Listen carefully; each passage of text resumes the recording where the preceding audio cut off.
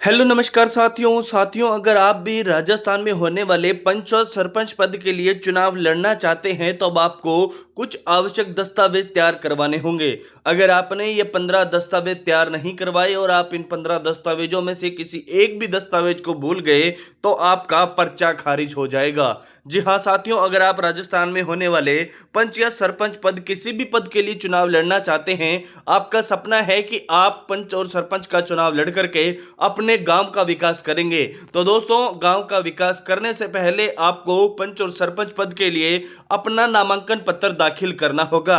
और नामांकन पत्र दाखिल करते समय आपको ये 15 दस्तावेज दोस्तों देना जरूरी है। अगर इन 15 दस्तावेजों में से आपके पास एक भी दस्तावेज नहीं हुआ तो आपका पर्चा खारिज हो जाएगा और आपका पंच और सरपंच बनने का जो सपना है वो सपना ही रह जाएगा।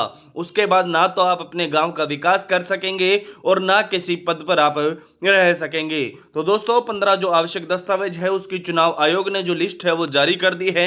अब ये 15 दस्तावेज कौन कौन से हैं, आपको ये दस्तावेज कहां से बनवाने हैं और इन दस्तावेजों को आपको कब प्रस्तुत करना है, चलिए साथियों पूरी प्रोसेस आज की इस वीडियो के अंदर जानते हैं। और जो भी साथी राजस्थान में होने वाले पंचायत चुनावों के अंदर पंच और सरपंच बनना चाहता है वो सभी साथी इस वीडियो को लास्ट तक जरूर देखें, ताकि आप सभी को राजस्थान के लिए पंच और सरपंच पद के लिए जो आवश्यक दस्तावेज है उनकी पूरी जानकारी मिल सके। और साथ ही दोस्तों अगर आपने पंच और सरपंच पद की योग्यता से जुड़ी हुई अगर वीडियो नहीं देखी है, आपको अभी तक मालूम नहीं है कि पंच और सरपंच पद के लिए आपको कौन कौन सी योग्यता चाहिए, तो वो वीडियो आपको दोस्तों यहां आइकन बटन में दिख रही होगी। नहीं तो अगर आपको यहां नहीं दिख रही है तो आपको उसका लिंक है वो डिस्क्रिप्शन के अंदर मिल जाएगा, उस वीडियो को अभी आप जाकर के जरूर देखें। तो चलिए साथियों बिना देरी के आज की इस वीडियो को अपने यहीं से शुरू करते हैं। उससे पहले सभी साथी एक बार वीडियो को लाइक जरूर कर दें, चैनल पर पहली बार विजिट कर रहे हैं तो चैनल को भी सब्सक्राइब जरूर कर लें। और अगर आप हमारे व्हाट्सएप ग्रुप से जुड़ना चाहते हैं तो आप हमारे व्हाट्सएप ग्रुप से भी जुड़ सकते हैं। व्हाट्सएप ग्रुप का लिंक आपको कमेंट बॉक्स के अंदर दिया गया है, उस लिंक पे जाइए और आप हमारे व्हाट्सएप ग्रुप से जुड़िए, ताकि आप सभी को राजस्थान के पंच और सरपंच चुनाव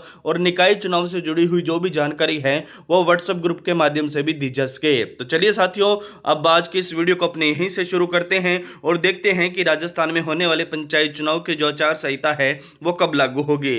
देखिए साथियों श्री गंगानगर से अपडेट आ रही है, संवाददाता सुनील सिहाग ने ये रिपोर्ट है वो दी है कि 15 अगस्त के बाद कभी भी लग सकती है आचार संहिता।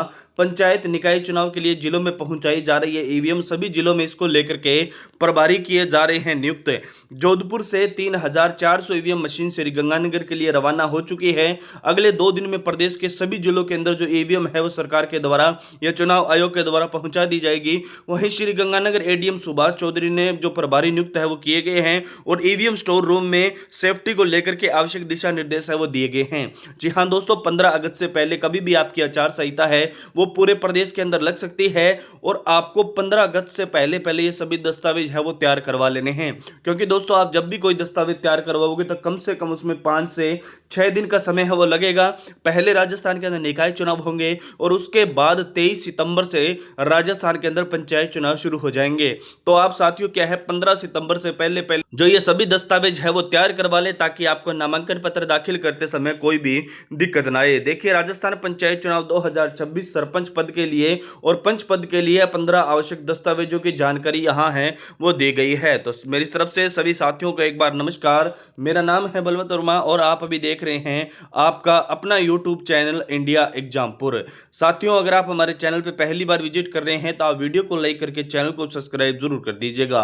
अगर आप राजस्थान पंचायत चुनाव में होने वाले सरपंच पद या पंच पद चुनाव लड़ना चाहते हैं तो आज मैं आपको 15 महत्वपूर्ण दस्तावेजों की जानकारी दूंगा। यदि इनमें से कोई दस्तावेज अधूरा या गलत हुआ तो आपका नामांकन पत्र है वो निरस्त हो सकता है, इसलिए आप वीडियो को लास्ट तक जरूर देखिएगा और वीडियो कहीं भी स्क्रिप्ट मत कीजिएगा। पहला नाम पत्र में दस्तावेज की बात करें तो पहला दस्तावेज है नाम निर्देशन पत्र। अब ये नाम निर्देशन पत्र क्या है, देखिए नाम निर्देशन पत्र वह सबसे महत्वपूर्ण फॉर्म है जिसके माध्यम से कोई भी उम्मीदवार आधिकारिक रूप से चुनाव लड़ने के लिए आवेदन कर सकता है। इस फॉर्म में उम्मीदवार का पूरा नाम दिया जाएगा, पिता या पति का नाम होगा, आयु उसका पता दिखाई देगा, ग्राम पंचायत का नाम होगा, वार्ड संख्या होगी, निर्वाचन क्षेत्र, मतदाता क्रमांक तथा अन्य आवश्यक जानकारियां हैं वो इसके अंदर भरनी होगी। फॉर्म भरते समय किसी भी प्रकार की कटिंग या ओवर राइटिंग या गलत जानकारी नहीं होनी चाहिए। यदि कोई भी गलती हो जाए तो नया फॉर्म भरकर आप भरना आपके लिए बेहतर होगा। फॉर्म पर उम्मीदवार के हस्ताक्षर तथा जहां आवश्यक हो वहां पर प्रस्तावक के हस्ताक्षर भी होने चाहिए। जी हाँ साथियों, आपको ये क्या जो नाम निर्देशन पत्र प्रारूप नंबर है दोस्तों दिया गया है, इसके अंदर आपकी जो पूरी जानकारी है वो दी जाएगी। इसके अंदर आपका नाम है, आपके पिता का नाम है, अगर कोई महिला चुनाव लड़ रही है तो उसके पति का नाम है, आयु है, उसका पता है, ग्राम पंचायत का नाम है, वार्ड संख्या है, निर्वाचन क्षेत्र है, उनके जो भी दोस्तों क्या जो भी वोटर आईडी का नंबर है वो इसके अंदर दिया जाएगा। और सबसे बड़ी बात, इसके अंदर आपको कटिंग नहीं करनी है और जो एक बार आपने जो लिख दिया है उसके ऊपर आपको ओवर राइटिंग नहीं करनी है। अगर कोई भी गलती होती है तो आप अपना फॉर्म है वो दोबारा भरिए, यानी कटिंग वाला फॉर्म है वो नहीं चलेगा। इसके बाद घोषणा पत्र प्रारूप नंबर घ, इस देखिए घोषणा पत्र में उम्मीदवार को स्वयं से संबंधित महत्वपूर्ण जानकारी है वो शपथ पूर्वक देनी होती है। इसमें आपराधिक प्रकरण, जो सरकारी बकाया है आपके ऊपर, निर्धारित पात्रता, अयोग्यता संबंधी जानकारी तथा अन्य घोषणाएं इसके अंदर शामिल हो सकती है। यदि उम्मीदवार जानबूझकर गलत जानकारी देता है या कोई तथ्य छिपाता है तो उसका नामांकन पत्र है वो निरस्त हो सकता है और बाद में कानूनी कार्रवाई है उसके ऊपर हो सकती है। इसके अंदर दोस्तों क्या है, जो घोषणा पत्र प्रारूप नंबर है इसके अंदर आपको दोस्तों क्या है, जैसे आपका ऊपर कोई भी सरकारी बकाया है या आपराधिक प्रकरण आपके ऊपर है, निर्धारित पात्रता है या आप योग्य संबंधी जानकारी है वो आपको इसके अंदर देनी होगी। अगर आप गलत जानकारी देते हैं तो आपके ऊपर सरकार कार्रवाई भी कर सकती है। इसके बाद तीसरे आवश्यक दस्तावेज की बात करें तो क्रियाशील जो शौचालय संबंधी घोषणा आपको करनी होगी, यानी क्रियाशील जो शौचालय आपके घर के अंदर है या नहीं है ये आपको देना होगा। राजस्थान पंचायत चुनाव में लागू नियमों के अनुसार उम्मीदवार को यह घोषणा देनी पड़ती है कि उसके घर के अंदर उपयोग योग्य यानी क्रियाशील शौचालय उपलब्ध है। यदि शौचालय नहीं है तो गलत घोषणा की जाती है तो नियमों के अनुसार कार्रवाई हो सकती है। इसके लिए केवल आपको सही जानकारी देनी होगी और ये जो शौचालय का जो घोषणा पत्र है इसके ऊपर आपको नोटरी से अप्रूवल भी कराना होगा और उसी के बाद ये घोषणा पत्र है वो आपको देना होगा। इसके बाद 50 रुपए के स्टाम्प पर नोटरी शपथ पत्र आपको देना होगा।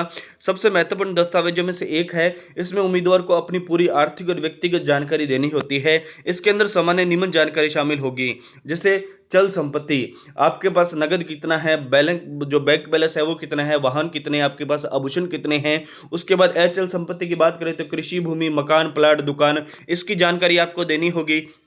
उसके अलावा बैंक लोन या अन्य ऋण आपके ऊपर कितना है, सरकारी बकाया आपका कितना है, आय के स्रोत आपके क्या क्या हैं, आपकी कहाँ का आय है वो कहाँ कहाँ से आ रही है। उसके अलावा आपकी शैक्षणिक योग्यता क्या है, आपके पति एवं पत्नी आश्रित की संपत्ति क्या है, यदि नियमों के अंदर अपेक्षित है तो आपको देनी है। यह शपथ पत्र आपको नोटरी से सत्यापित करवाना होगा और उसी के बाद है वो आपको देना होगा। यानी आपकी जितनी भी आय से जुड़ी हुई जानकारी है, आपकी शैक्षणिक योग्यता है वो आपको इस 50 रुपए के स्टाम्प पर लिख करके देनी होगी।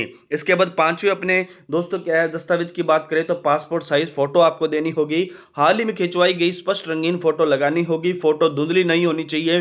कई बार अलग अलग प्रपत्रों में एक से अधिक फोटो लगानी पड़ती है, इसलिए कम से कम आपके पास 8 से 10, मेरी माने तो दोस्तों आप अपनी 20 फोटो अभी, जी हाँ अभी आप 1 या 2 दिनों के अंदर अपनी जो फोटो है वो बनवा लीजिए और उसका बैकग्राउंड है दोस्तों वो व्हाइट कलर का होना चाहिए। सबसे बड़ी बात है कि आपका बैकग्राउंड व्हाइट कलर का होना चाहिए और आपकी शर्ट उसके अंदर व्हाइट कलर नहीं होनी चाहिए। आप शर्ट किसी और कलर की पहनिए ताकि जो आपकी फोटो है वो बिल्कुल क्लियरली आए और उसे बिल्कुल जहां से भी आप फोटो तैयार करवाएं उसे बोलिए कि आप बिल्कुल हाई क्वालिटी के अंदर हमें फोटो है वो तैयार करके दीजिए ताकि आप सभी के जो फोटो के अंदर किसी भी प्रकार की समस्या ना आए।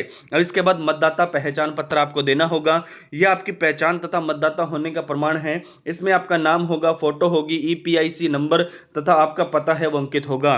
यदि उपलब्ध नहीं है लेकिन नाम मतदाता सूची में है तो निर्वाचन अधिकारी के निर्देशानुसार अन्य वैध प्रमाण भी आप स्वीकार किए जा सकते हैं। जी हाँ, सबसे पहले आपको बता दूं कि जिस भी अगर आप ग्राम पंचायत के अंदर पंच या सरपंच पद का चुनाव लड़ रहे हैं उसकी मतदाता सूची के अंदर आपका नाम होना जरूरी है, नहीं तो आप उस पंचायत के अंदर चुनाव है वो नहीं लड़ पाओगे। इसके बाद 7वें दस्तावेज की बात करें तो आधार कार्ड आपका 7वां दस्तावेज होगा। आधार कार्ड पहचान सत्यापन के लिए उपयोग किया जाता है। इसके सभी सत्यापित फोटो कॉपी साथ रखें तथा मूल आधार कार्ड भी आपको साथ लेकर के जाना है। यानी आप जो अपना आधार कार्ड है उसकी आप फोटो कॉपी करवाइए और उसके बाद आप उस आधार कार्ड की फोटो कॉपी को सव्यस्थापित यानी उस पर हस्ताक्षर जरूर करें और आपको जो सेल्फ अटेस्टेड है वो रखनी होगी और साथ ही मूल आधार कार्ड भी अपना अपना साथ रखें। उसके अलावा मतदाता सूची के अंदर आपका नाम होना जरूरी है। देखिए, जिस पंचायत क्षेत्र में चुनाव लड़ रहे हैं उससे संबंधित नियमों के अनुसार आपका नाम मतदाता सूची के अंदर होना आवश्यक है। आपका नाम, क्रमांक तथा भाग संख्या पहले से ही जांच लें ताकि आपके नामांकन समय में कोई भी परेशानी ना हो। और जो आपकी वोटर लिस्ट है वो आपको साथ के अंदर रखनी है, यानी जिस पेज के ऊपर आपका जो वोटर आईडी का जो क्रमांक वगैरह लिखा हुआ है वो आप जरूर अपनी पंचायत से निकलवा लें ताकि आपको नामांकन पत्र दाखिल करने में किसी प्रकार की समस्या ना हो। अगर आपको ये अपनी पंचायत के अंदर नहीं मिलती है, यानी जो आपकी जो दोस्तों क्या है नाम क्रमांक वाला जो पेज है, ये जो वोटर लिस्ट आपको अगर आपकी पंचायत में नहीं मिलती है तो आप अपनी तहसील में जा करके उसे अभी निकलवा लें। इसके बाद बात करते हैं नौवें दस्तावेज की। तो नौवां दस्तावेज है मूल निवास प्रमाण पत्र।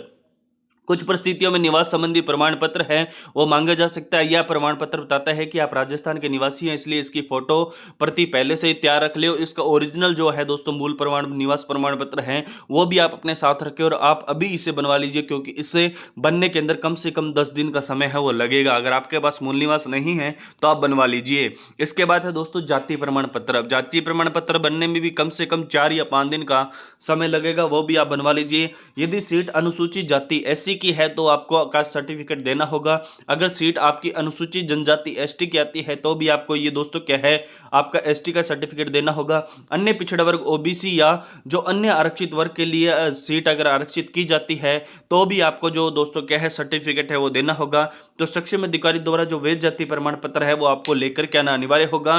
बिना वैध प्रमाण पत्र के आरक्षित सीट पर आप नामांकन है वो आपका स्वीकार नहीं किया जाएगा। दोस्तों सिर्फ जो जनरल कैटेगरी है उनका जो दोस्तों क्या सर्टिफिकेट है वो नहीं मांगा जाएगा। बाकी जो भी आरक्षित कैटेगरी है या आरक्षित वर्ग है उन सभी का जो कास्ट सर्टिफिकेट है वो चुनाव नामांकन के समय मांगा जाएगा। तो आप दोस्तों क्या है जो भी सक्षम अधिकारी है उनके द्वारा जो जारी किया गया वैध जाति प्रमाण पत्र है वो आप अभी बनवा लीजिए ताकि आपका नामांकन पत्र दाखिल करने में किसी भी प्रकार की समस्या ना आए। इसके बाद दोस्तों 11वें दस्तावेज की अपनी बात करें तो नामांकन दोस्तों क्या है जमानत राशि की रसीद आपको देनी होगी। नामांकन जमा करते समय निर्धारित जमा राशि जमा करनी होगी। राशि जमा करने के बाद प्राप्त रसीद नामांकन के साथ आपको संलग्न करनी होगी। रसीद सुरक्षित रखें क्योंकि इसका भुगतान है वो प्रमाण आपको दिखाई देगा, यानी जो रसीद है वो आपको सुरक्षित रखनी है। और आपको एक जमानत राशि जो फिक्स की गई है पंचायत चुनाव यानी जो सरकार की तरफ से या जो चुनाव आयोग की तरफ से जो नामांकन राशि जो दोस्तों क्या है जमानत राशि जो फिक्स की गई है वो राशि आपको जमा करवानी होगी और उसकी जो रसीद है वो आपको नामांकन पत्र के साथ लगानी होगी। इसके अलावा 12वें दस्तावेज की बात करें तो सांख्यिकी सूचना पत्र। यह निर्वाचन विभाग के रिकॉर्ड के लिए होता है। इसमें उम्मीदवार का नाम, आयु, लिंग, शिक्षा, व्यवसाय, मोबाइल नंबर तथा अन्य सामान्य जानकारी दर्ज की जाती है। तो ये सांख्यिकी सूचना जो पत्र है वो भी आपको साथ के अंदर लगाना है। इसके अलावा 13वें अपने दस्तावेज की बात करें तो आयु प्रमाण पत्र आपको देना होगा। सरपंच पद के लिए निर्धारित न्यूनतम आयु पूरी होनी आवश्यक है। आयु प्रमाण पत्र के लिए निम्न दस्तावेज आपको स्वीकार किए जा सकते हैं। देखिए, अब अपनी आयु दिखाने के लिए आयु का जो प्रमाण है उसके लिए आप अपना जन्म प्रमाण पत्र दे सकते हैं। 10वीं की अंक तालिका आप दे सकते हैं। माध्यमिक शिक्षा बोर्ड का जो प्रमाण पत्र है वो आप दे सकते हैं या अन्य मान्य सरकारी प्रमाण पत्र है वो आप दे सकते हैं। अगर आपकी जन्म तिथि के अंदर किसी भी प्रकार का विवाद होता है, आपके जन्म प्रमाण पत्र के अंदर आपकी अलग जो डेट ऑफ बर्थ है या 10वीं के अंदर अलग डेट ऑफ बर्थ है या कोई भी माध्यमिक शिक्षा बोर्ड का प्रमाण पत्र है उसके अंदर अलग है, तो आपकी जो 10वीं की अंक तालिका के अंदर जो आपकी डेट ऑफ बर्थ होगी वो ही आपकी फाइनली डेट ऑफ बर्थ मानी जाएगी। और जिस दिन आप अपना नामांकन पत्र दाखिल करेंगे उस दिन तक आपकी जो आयु है वो 21 वर्ष पूर्ण होनी चाहिए। अगर इससे एक भी दिन कम हुई तो आपका नामांकन पत्र है वो दाखिल नहीं किया जाएगा। अब इसके बाद दोस्तों अपने जो राजस्थान में होने वाले पंच और सरपंच पद के लिए जो 14वें दस्तावेज की अपने बात करें तो शैक्षणिक योग्यता संबंधित आपको दस्तावेज है वो देना होगा। यदि निर्वाचन अधिकारी द्वारा मांगे जाए तो अपनी शैक्षणिक योग्यता के प्रमाण पत्र प्रस्तुत करने होंगे। इसमें 8वीं 10वीं 12वीं स्नातक या अन्य योग्यता प्रमाण पत्र शामिल हो सकते हैं। देखिए, आप बात करें कि सरपंच पद के लिए 12वीं जो पास का जो योग्यता प्रमाण पत्र है या जो आपकी मार्कशीट है वो आपको देनी होगी। सरपंच पद के लिए जो 10वीं पास की योग्यता का जो प्रमाण पत्र है यानी जो 10वीं की मार्कशीट है वो आपको देनी होगी, क्योंकि इस बार सरपंच पद के लिए 12वीं पास की योग्यता रखी गई है और पंच पद के लिए 10वीं पास की योग्यता है वो रखी गई है। इसके बाद अपने अन्य आवश्यक घोषणाएं एवं दस्तावेजों की बात करें तो निर्वाचन आयोग समय समय पर अतिरिक्त पर जो पेय पत्र है वो जारी कर सकता है। इनमें शामिल हो सकते हैं आपकी नो ड्यूज, यानी आपके ऊपर किसी भी प्रकार का सरकारी कोई भी ऋण था तो उसकी नो ड्यूज आपको लानी होगी, या इसके अलावा आप किसी भी सरकारी पद पे कार्यरत हैं तो आपको वहां से दोस्तों क्या है इस्तीफा देकर के जो अपनी नो ड्यूज है वो आपको लेकर के आनी होगी तभी आप पंचायत के अंदर पंचायत सरपंच पद के लिए चुनाव लड़ सकते हैं। सरकारी जो बकाया संबंधी घोषणा पत्र है वो आपको देना पड़ सकता है। आपराधिक प्रकरण संबंधी घोषणा पत्र भी आपको जो चुनाव आयोग के द्वारा आपसे मांगा जा सकता है, इसलिए आप आपराधिक जो प्रकरण आपके ऊपर है तो आप उसे एक स्टाम्प पर लिखवा करके रख लीजिए कि हमारे ऊपर किसी भी प्रकार का आपराधिक घोषणा पत्र या आपराधिक मामला नहीं दर्ज नहीं है। तो इसका जो घोषणा पत्र है वो भी आपसे चुनाव आयोग है वो मांग सकता है।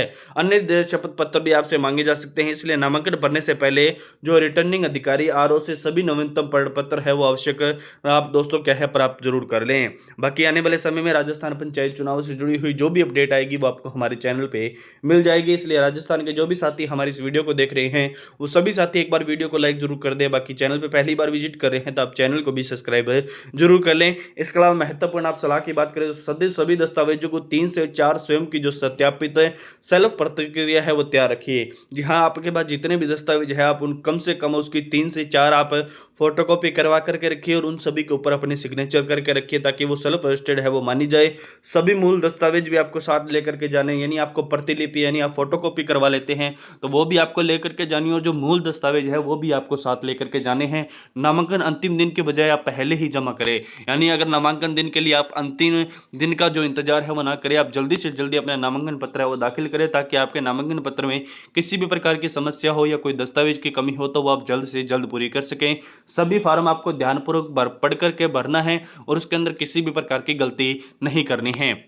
इसके अलावा यदि किसी दस्तावेज को लेकर के संदेह है तो पहले रिटर्निंग अधिकारी से आप पुष्टि जरूर करें ताकि आप सभी के जो नामांकन पत्र दाखिल करने के अंदर किसी भी प्रकार की समस्या ना हो। अंतिम रूप से कौन कौन दस्तावेज आवश्यक होंगे ये संबंधित जो पंचायत चुनाव के अधिकारी की अधिसूचना और रिटर्निंग अधिकारी के दिशा निर्देशों पर भी आप है दोस्तों वो निर्भर करेगा, यानी अंतिम रूप से आपको कौन कौन से दस्तावेज लेके जाने हैं इसके लिए आपको जो पंचायत चुनाव की जो अधिकारी की अधिसूचना है या रिटर्निंग अधिकारी है उनसे आप जानकारी एक बार जरूर लीजिएगा। बाकी मिलते आने वाले समय में राजस्थान पंचायत चुनाव के नए अपडेट के साथ। तब तक के लिए सभी साथी वीडियो को लाइक जरूर कर दें, चैनल पर पहली बार विजिट कर रहे हैं तो चैनल को सब्सक्राइब जरूर कर लें। अगर आप राजस्थान की पंचायत चुनाव की आवश्यक योग्यताओं से जुड़ी हुई जानकारी लेना चाहते हैं तो उस वीडियो का लिंक आपको डिस्क्रिप्शन के अंदर दिया गया है और ऊपर बेल आइकन पर भी आपको दिया गया है, उस वीडियो पर क्लिक कीजिए और वो जानकारी आप पूरी दोस्तों प्राप्त कीजिए। बाकी मिलते आने वाले समय में एक नए अपडेट के साथ, तब तक के लिए सभी साथी वीडियो को लाइक करके चैनल को सब्सक्राइब जरूर कर दें और हमारे व्हाट्सएप ग्रुप से भी जुड़े। तो मिलते आने वाले समय में एक नए अपडेट के साथ, तब तक के लिए प्रदेश के सभी साथियों को जय जवान, जय किसान, जय हिंद, जय भारत, जय राजस्थान, जय राजस्थानी।